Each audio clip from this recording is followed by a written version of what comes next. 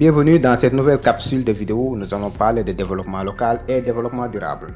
Donc c'est quoi le développement? Pour cela, nous allons emprunter une définition de François Perroux ou disons une proposition de définition du développement de François Perroux. Et c'est la combinaison des changements mentaux et sociaux d'une population qui la rend apte à faire croître cumulativement et durablement son produit réel global. À partir de cette définition, nous pouvons retenir quelques concepts fondamentaux du développement, à savoir les acteurs locaux. Et nous allons parler de la capital social, la territorialisation, c'est-à-dire la pertinence du local. Nous allons parler aussi de la durabilité des ressources et aussi la politique de décentralisation. Les acteurs et le capital social. Les acteurs, en fait, ce sont les forces vives de la population et sont répartis entre le pouvoir public, la société civile et le secteur privé. Au niveau du pouvoir public, nous pouvons retenir par exemple les autorités déconcentrées de l'État et les autorités décentralisées de l'État. Et là, très rapidement, par exemple, pour les autorités déconcentrées, on peut citer par exemple les agences régionales de développement et les autorités décentralisées, la collectivité territoriale. Pour la société civile, il s'agit principalement des organisations non gouvernementales, des organisations communautaires de base et des associations, à but non lucratif quand même. Et le secteur privé, c'est l'ensemble des entreprises qui sont dans le secteur privé, les PME, les GIE, voilà, les SARL, SA, bon, c'est ça quoi, toutes les entreprises privées. Et un partenariat durable entre ces trois acteurs de la localité permet à la longue d'obtenir ce qu'on appelle le capital social.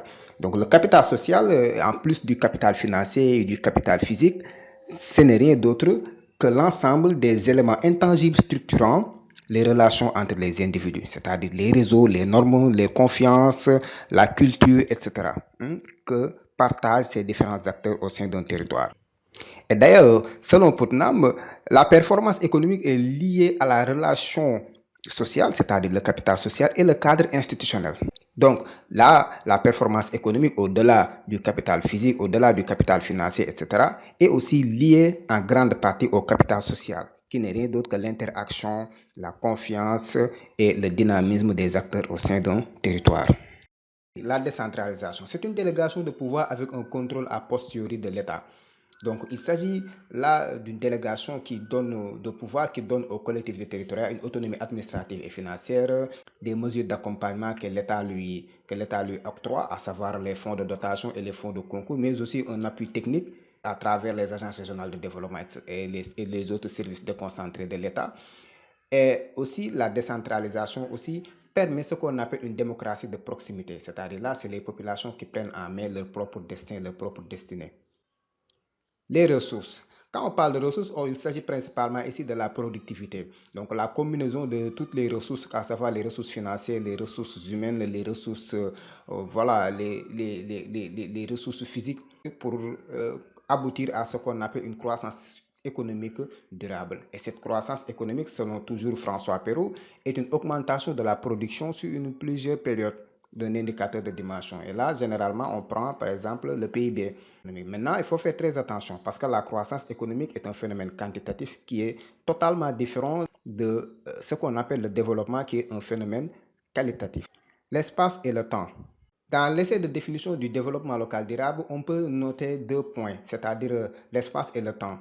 L'espace, c'est la proximité, c'est-à-dire la localité. Parce que là, on ne parle pas de développement national, mais bien sûr de développement local. Donc là, il y a beaucoup plus de proximité entre les acteurs. Et le temps, la soutenabilité. Et la proximité. C'est une approche centrée sur les questions d'interaction et de coordination des agents. Selon Zimmermann, il explique le développement territorial par les dynamiques de proximité. Il faut entendre par là les interactions entre agents et le rôle des institutions formelles et informelles.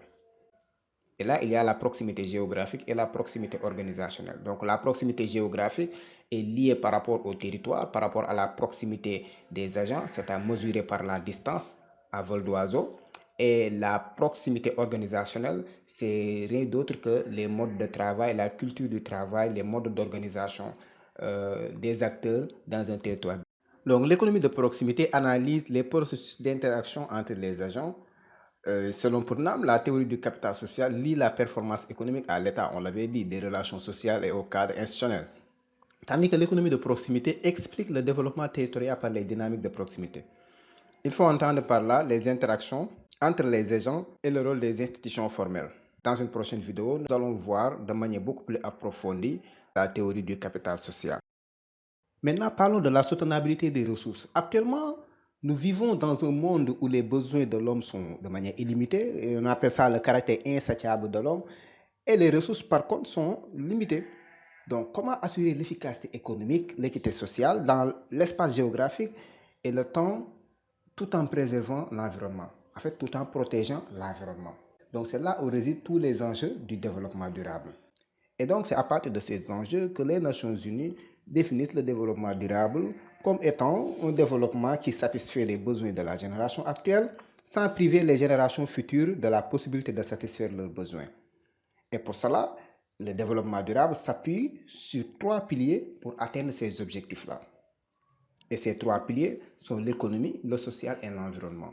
Il faut promouvoir la croissance économique, protéger l'environnement et aussi assurer une équité et une égalité des chances au niveau des sociétés. Le but ultime, c'est une optimisation du présent et la préservation du futur. On appelle ça la solidarité intergénérationnelle. Maintenant, quelles sont les démarches à adopter pour atteindre cet objectif-là? Il y en a deux principalement. C'est une démarche globale et intégrée et une démarche transversale et responsable. Il faut comprendre que chaque élément, que chaque système, que chaque facteur fait partie intégrante de notre système qui fait partie de notre système. Et aussi, il faut comprendre par là aussi qu'on ne peut plus traiter les problèmes de manière indépendante. Il faut traiter les problèmes de manière interdépendante.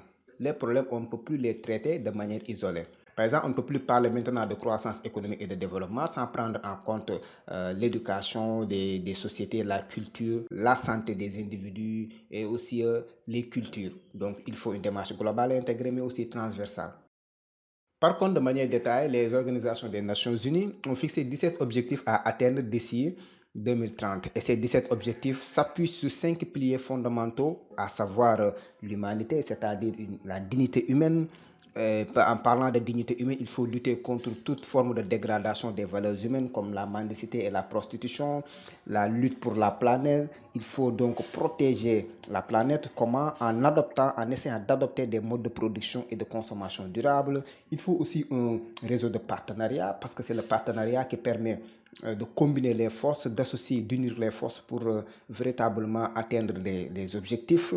Mais aussi mais également, il faut combattre l'inégalité sur toutes ses formes et la paix. Parce que la paix, c'est le but ultime. La paix, c'est la condition sine qua non du développement. Donc, vous voyez, donc ici, on vous met les 17 objectifs.